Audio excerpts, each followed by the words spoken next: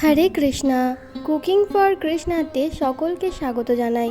আমার আজকের রেসিপি কাঁঠাল বীজের ভর্তা।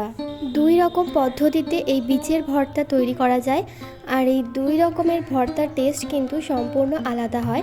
আজকে আমি একটা মাত্র পদ্ধতি দেখাচ্ছি, তবে এই পদ্ধতি কিন্তু অত্যন্ত সহজ আর ভর্তাটা হবে দারুণ টেস্টি। প্রথমে তো কাঁঠালের বীজের উপরের যে সাদা রঙের অংশটা ওটাকে ছাড়িয়ে পরিষ্কার করে নেব।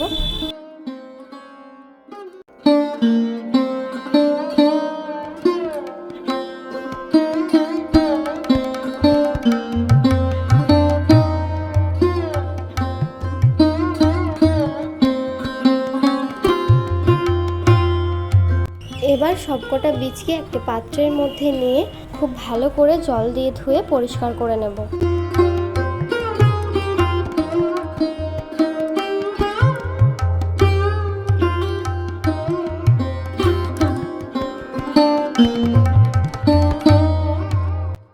এরপর বীজগুলোকে প্রেসার কুকারে দুটো সিটি দিয়ে সিদ্ধ করে নেব। এটা এমনি প্রেসার কুকার ছাড়াও সিদ্ধ করা যায়, তবে প্রেসার কুকারে করলে কাজটা তাড়াতাড়ি হয়।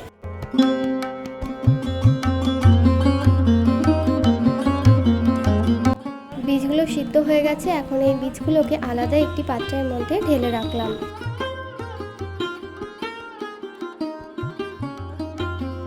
এবার কড়াইতে দুটো শুকনো লঙ্কা আর 1 চামচ কালো জিরে ভালো করে ভেজে নেব।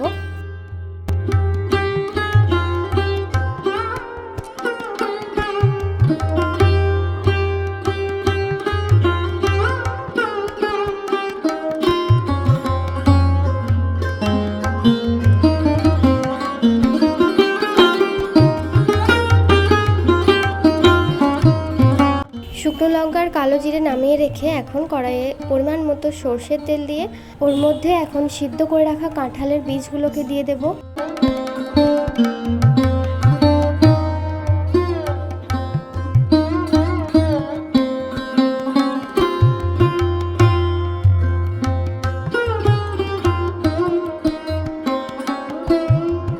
সবগুলো বীজ দেওয়ার পর এপিট ওপিট উল্টে পাল্টে নিয়ে ঢাকা দিয়ে কিছুক্ষণ ভেজে নেব।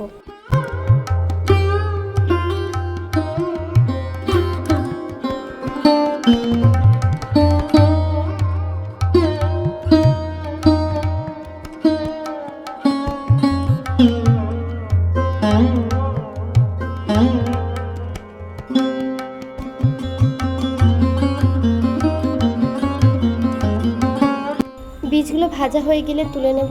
খুব একটা বেশিক্ষণ ধরে এগুলো ভাজতে হবে না, কারণ এগুলো আগে থেকে আমি সিদ্ধ করে রেখেছি।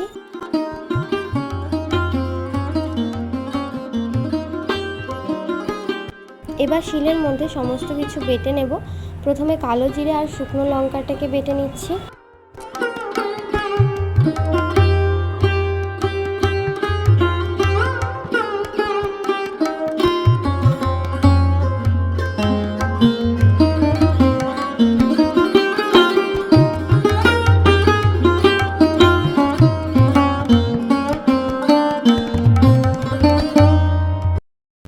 এবার অল্প অল্প করে কাঁঠালের বীজ নিয়ে ওগুলোকেও ভালো মতো বেটে নেব। একবারে সবকটা বীজ নিয়ে নিলে চারিদিকে ছড়িয়ে যাওয়ার সম্ভাবনা থাকে, তাই জন্য অল্প অল্প করে নিচ্ছি। সিদ্ধ করার পরে অনেকেই কিন্তু বীজের যে খোসাটা ওটা ফেলে দেয়, তো আপনারা চাইলে ফেলে দিতে পারেন, আবার রেখেও দিতে পারেন, তার জন্য কিন্তু কোনো সমস্যা হবে না।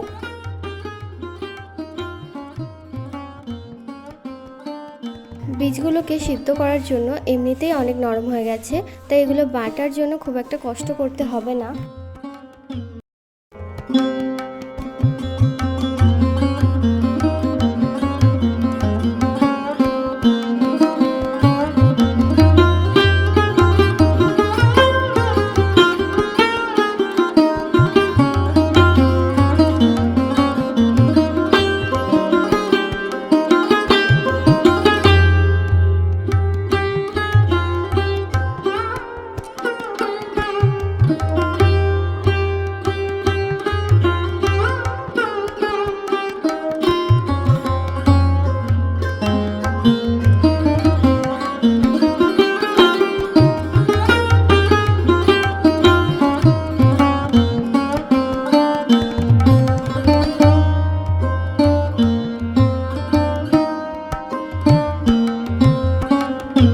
বীজগুলো বাটা হয়ে গেলে একটা পাত্রের মধ্যে নিয়ে ওতে এখন পরিমাণ মতো নুন, চিনি আর কাঁচা সর্ষের তেল দিয়ে আবারও ভালো করে হাত দিয়ে মেখে নেব।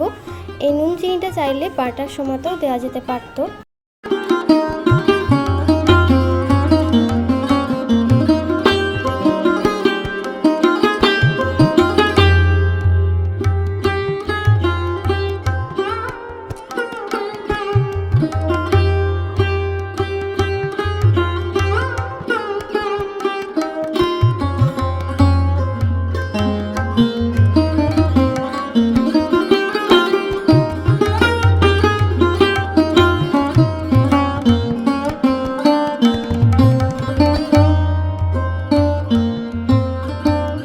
তো তৈরি হয়ে গেছে অত্যন্ত সুস্বাদু কাঁঠালের বীজ বাটা।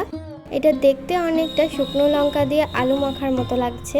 এবার তুলসী পত্র দিয়ে ভগবানকে অন্নের সাথে এই কাঁঠালের বীজ বাটা ভোগ নিবেদন করব।